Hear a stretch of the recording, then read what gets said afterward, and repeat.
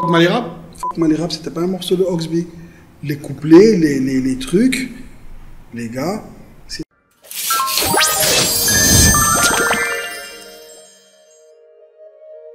Bah, si tu dis ça, moi j'ai une question que je voulais poser en toute fin, mais que je vais poser maintenant.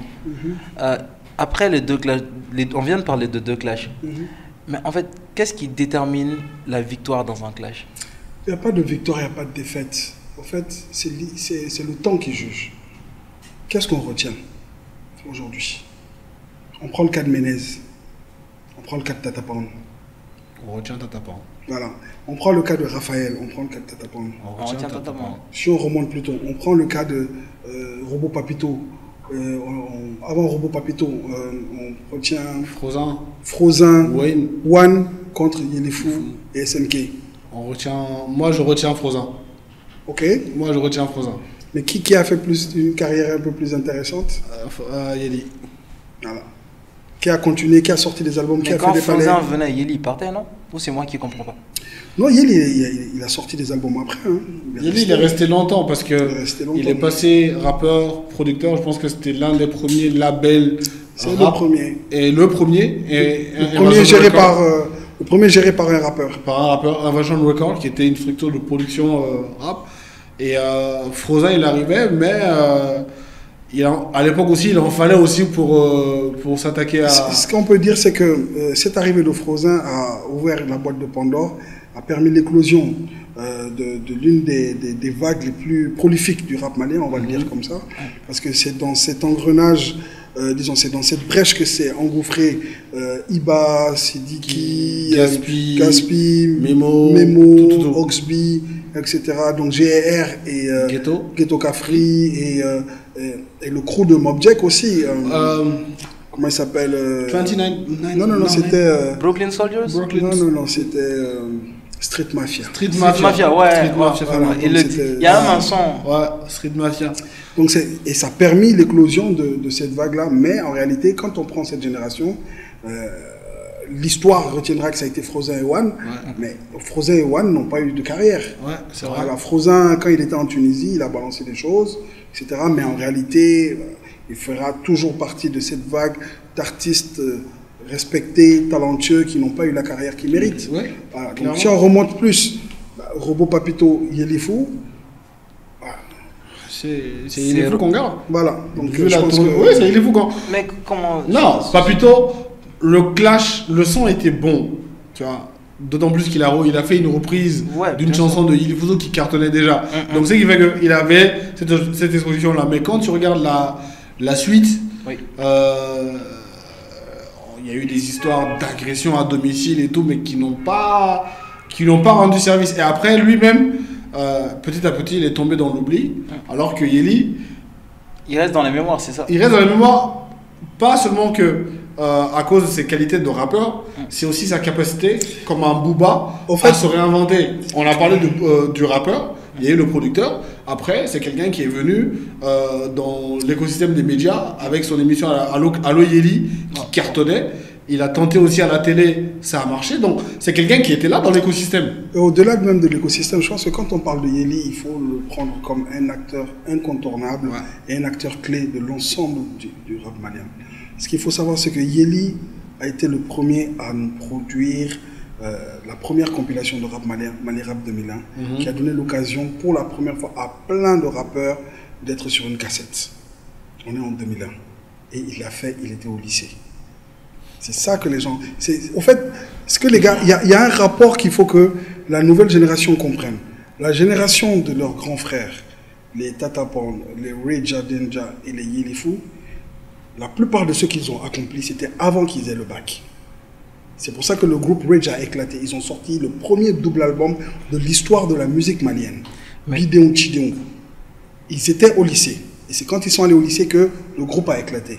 Yeli, c'est pareil. À 18-19 ans, il a produit. Il a produit une compile, il a produit des albums, il a produit son groupe, il a produit des concerts. Il n'avait pas 20 ans qu'il remplissait le palais 2-3 fois. En tant que chanteur et producteur. Il réalisait ses propres clips. C'est lui qui disait la caméra. C'est-à-dire, quand on parle de Yelly, il faut parler avec beaucoup de respect. C'est pas qu'un simple acteur comme ça. Et c'est lui qui nous a donné aussi notre premier magazine hip-hop. Ce n'est pas allé loin parce qu'on n'avait pas cette culture, mais quand même dans l'histoire, il faut le noter. La première marque de fringues aussi de Tchefari, c'est vrai. C'était lui. Donc c'était quelqu'un qui avait une vision, qui mettait toujours les gens en valeur, les émissions, etc.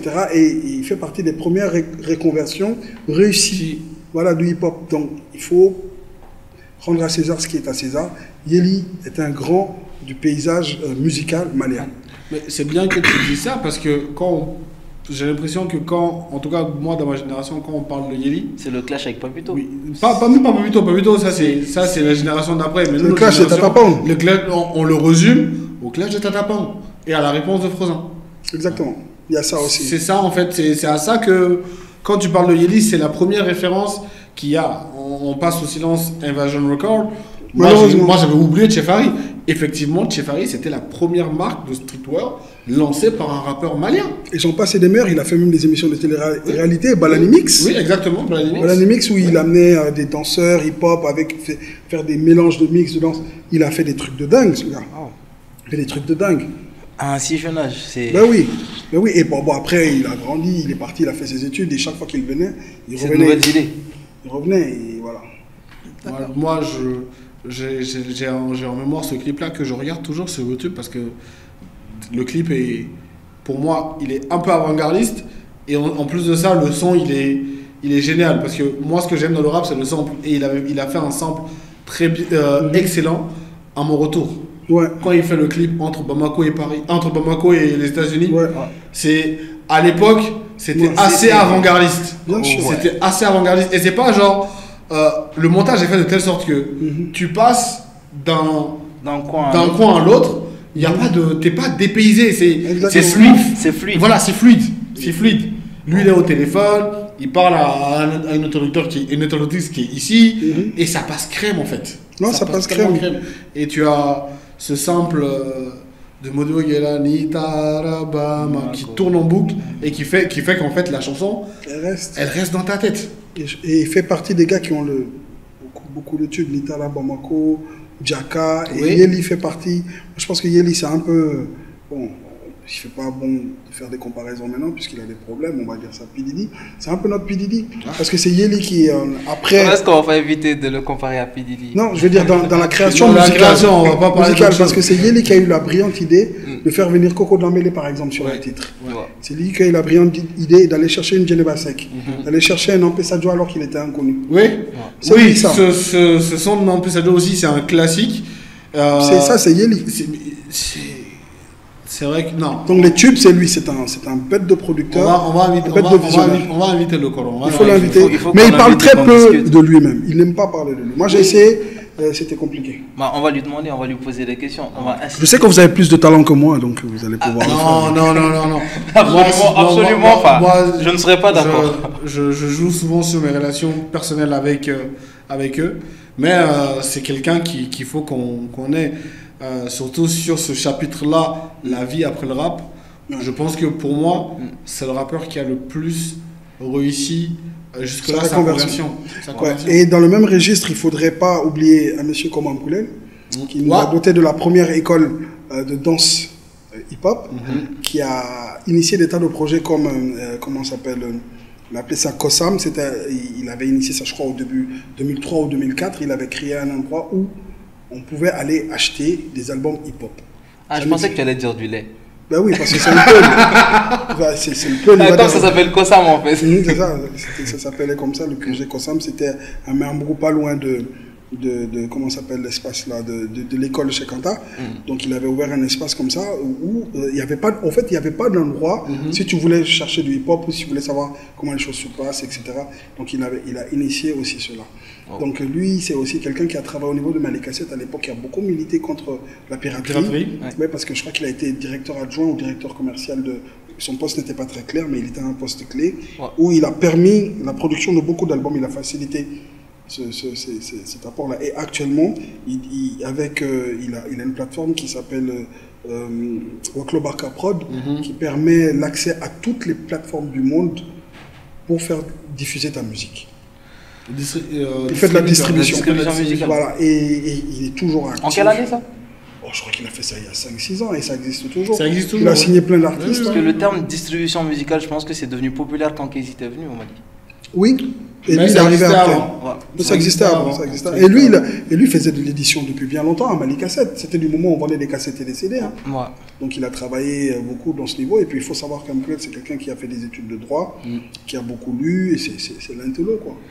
En réalité, d'habitude, je regarde toujours quand je pense qu'on s'éloigne un peu trop du sujet, mais Koro, c'est tellement intéressant de t'écouter. Moi, mais ça, les gens vont voir, j'ai des expressions waouh par-ci, waouh par-là. Mais bon, je pense qu'on va rester dans le registre du clash toujours. Yes. C'est ma question qui a un peu tout fait dérouter, comment on gagne un clash et tout. Et on est venu à l'époque, on va dire au clash de Yelifou, par exemple. De Yelifou et de Frozan. Donc, d'où tu continues. Non, mais bon, on a parlé de Ménez le Balèze. Tatapan et Difuso.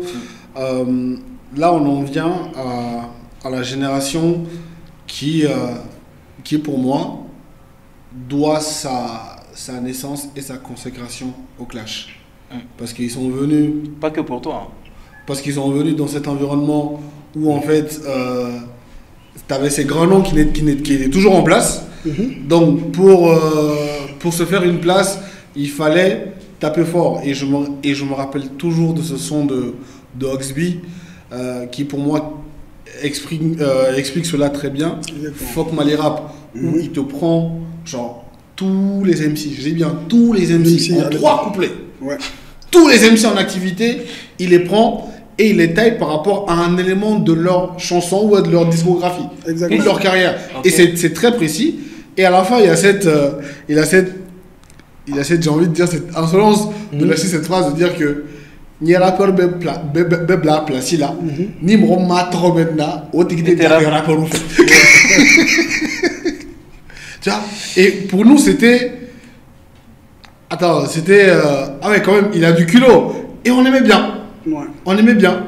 Il n'y avait pas de. Ah, il a manqué de. Ah, il a manqué de. Tu n'as pas de camp. En fait, toi, tu n'as pas de camp. C'est terrible. Toi, tu n'as pas de camp. Non, tu n'as pas de camp. Non, tu n'as pas de camp. Non, en fait, en réalité, quand tu aimes quand tu aimes la musique, quand tu aimes le rap, tu ne peux qu'apprécier le clash quand c'est bien fait. C'est ça. Après, il y a des limites. Quand il n'y a pas d'insultes, quand il n'y a pas de grossièreté, des choses comme ça.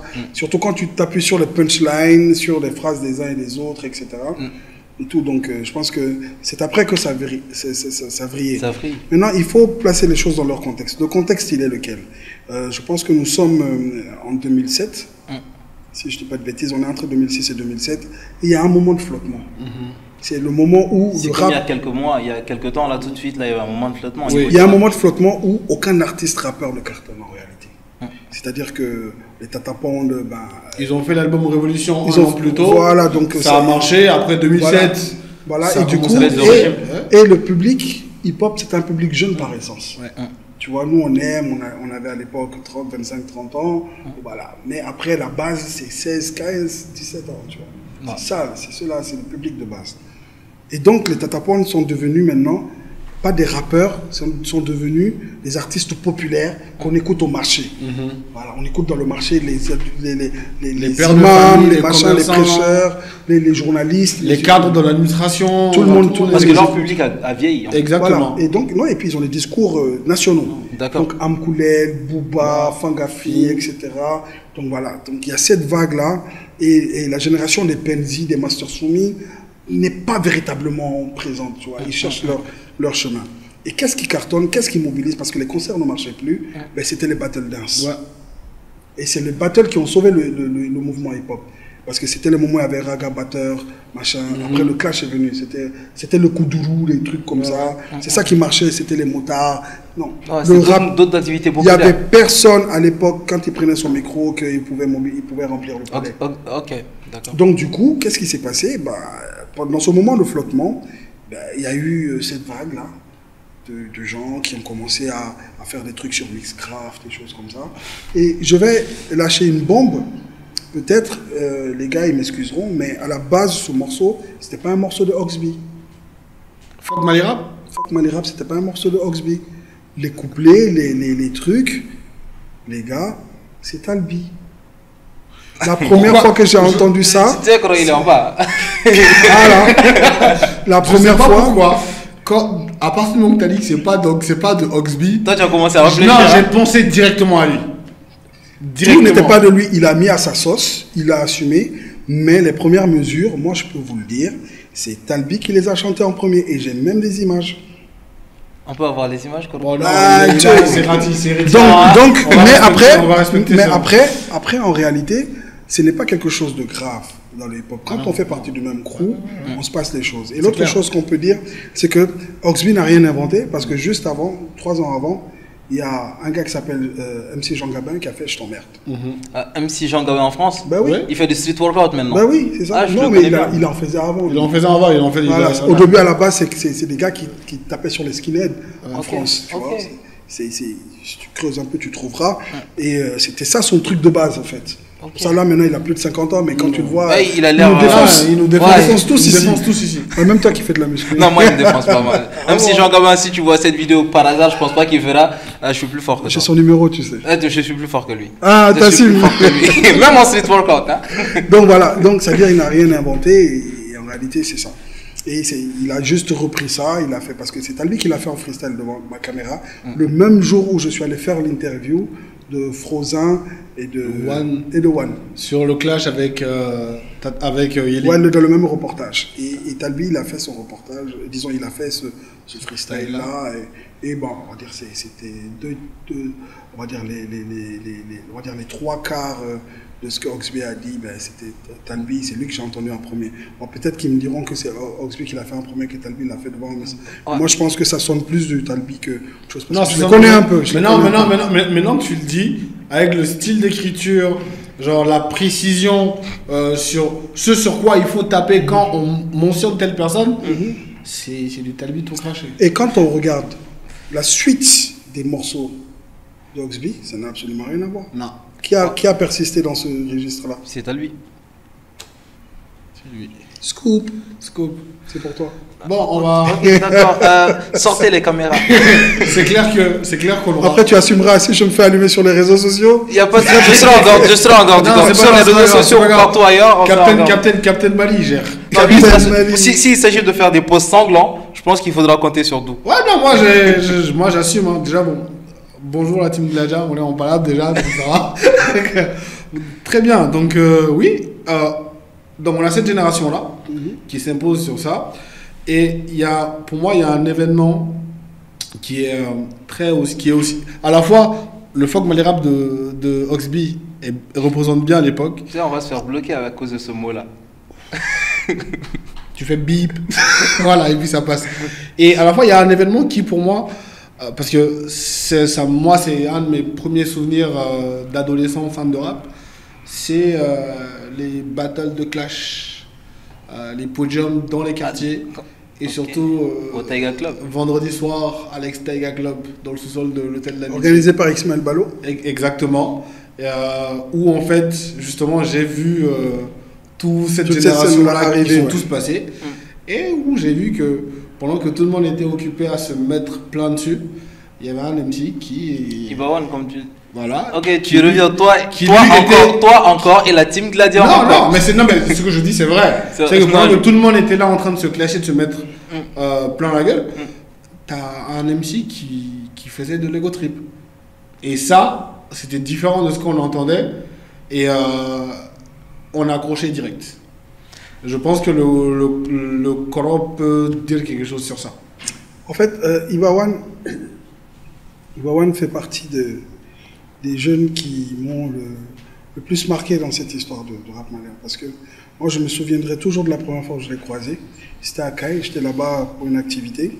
Et il a été frustré parce que moi, j'avais fait des reportages et j'étais allé à l'Amicale, j'étais allé au Palais et je n'ai pas pu l'interviewer. Je ne l'ai pas vu, je ne le connaissais pas, il n'existait pas. Et donc, il allait me trouver à l'hôtel. Il a demandé à me voir. Il m'a dit... Donc, on dit, il y a un rappeur qui veut te voir. Donc, je suis sorti. Donc, quand je suis sorti, bon, salam alaikum, bonjour, tranquille. Il m'a dit, toi, tu viens à Caille, tu n'as pas interviewé le meilleur rappeur de Caille. Ça a été ses premières phrases. Quand même, J'ai dit, Joe. La confiance en soi, déjà. Je vois un jeune gringalet avec un t-shirt, mais il avait une confiance en lui. J'ai dit, Joe, ok, toi tu es le meilleur rappeur de Kaye. J'ai dit, t'as déjà fait un clip? Non. T'as un son à me donner, une cassette, un CD? Non. J'ai dit, mais Joe, comment est-ce que tu veux que j'aille t'interviewer? Il dit, ok. J'ai dit, bon, voilà ce que je vais prendre ma caméra, tu vas faire un freestyle. Donc j'allais chercher ma caméra. Il faisait noir, mais voilà. Parce qu'il était venu, il était en mode guerre. Il était en mode guerre. Parce qu'effectivement, j'avais fait. Chaque fois que j'arrivais dans les villes, je me baladais avec ma caméra. Donc, à l'époque, il y avait les. Comment ça s'appelle? Il y avait les légendaires Crazy B. Il y avait aussi les Warriors. Oui. Mais il y avait les Sadaix qui démarraient, qui étaient. Puis il y avait d'autres groupes comme ça, etc. Mais lui, il n'était pas. Voilà. Il n'était pas connu en réalité. Et donc, il n'a pas apprécié du tout. Donc, j'ai ménagé sa sensibilité, mais il m'a sorti un freestyle terrible. Mais le freestyle, au fait, il n'y avait pas assez de lumière. Donc, en réalité, c'était juste pour qu'il me colle la paix. Mais donc, le reportage, il n'est pas passé à la télé parce qu'il n'y avait pas de lumière. Et donc, je crois qu'il m'en a voulu.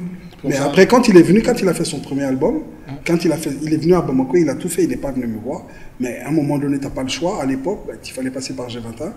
Donc il est passé, il m'a présenté son album, Maya Bouyane Feon d'Ankoro. Et on a fait une écoute. Et j'ai vu il voulait faire du tatapon. Et quand je lui ai dit, il veut faire comme les tatapon, il veut faire comme tatapon, il veut faire comme tatapon. Ça, c'est un autre scoop, hein, encore. Ouais. Ça, c'est déjà jamais donné. Attends. Je pense qu'il y a le plus intéressant qui va venir. Et donc là, moi, j'ai écouté tout son album. J'ai vu que réellement, malgré toute sa volonté, il n'était pas assez outillé pour faire du rap engagé. Parce qu'il n'y a rien de pire qu'un rappeur qui s'attaque à une problématique dont il ne maîtrise pas trop tous les contours. Donc il parlait du ministère de la Santé, il disait oui, ministre, docteur Mounaya, voilà, donc attaque à la main. C'était du tatapon, voilà, c'était du tatapon mal ficelé. Oui. Après il y avait d'autres titres, etc. Mais il y avait un titre qui s'appelait Morote Sena. Et là, il se lâchait. C'était plus son registre naturel, voilà, en fait. Voilà. Donc moi, j'ai dit frère, aujourd'hui, il n'y a personne qui fait de l'ego trip. Parce qu'avant lui, c'était les Penzi, les Master Soumi, etc. Et voilà. C'était pas du tout de l'ego trip. J'ai dit, Joe, moi, je pense que tu devrais faire de l'ego trip. Parce qu'il n'y a personne qui fait de l'ego trip en Bamba. Moi, je sais qu'on ego trip que Bamba n'a. Donc j'ai dit, va dans ce registre-là, parce qu'à l'époque, Gaspi, machin, ils n'existaient pas. Non, pas encore. Tout, même génération RR, ça n'existait pas. Tu vois, donc, et moi, je l'ai dit, va dans ce sens-là. Je pense que d'autres personnes lui ont dit la même chose. Et, excusez-moi, et donc je pense que c'est là où ça a commencé à cartonner un peu pour lui, parce que c'est dans ça qu'il se retrouve, quoi. Donc, attends, on va faire une petite pause. Moi, je vais retenir. On va initialiser les camps. Moi, je vais retenir le fait que si Iba est maintenant le roi de... Parce que je le reconnais, il est le roi de l'ego trip de le rap malien. Non, il n'y a pas que moi, il y a d'autres. La manière dont tu dis, son talent. On le met sur toi. Non, il y a son talent surtout. Ce conseil-là, je l'ai donné à d'autres aussi. On va être honnête. Hein. Je l'ai donné à d'autres, et ben, vous ne connaissez pas leur nom. Ça part, ouais. Donc, non, nous, on fait que notre rôle, c'est ça, en fait. En tant qu'aîné, et en tant que on va dire, éditeur de contenu, en tant que programmeur, voilà, on est obligé un peu de donner notre point de vue par rapport à un tas de petites choses, quoi. Quand on nous demande. Ouais, et souvent, des fois, on se plante aussi. Hein. Il faut bien prouver que vous êtes des humains.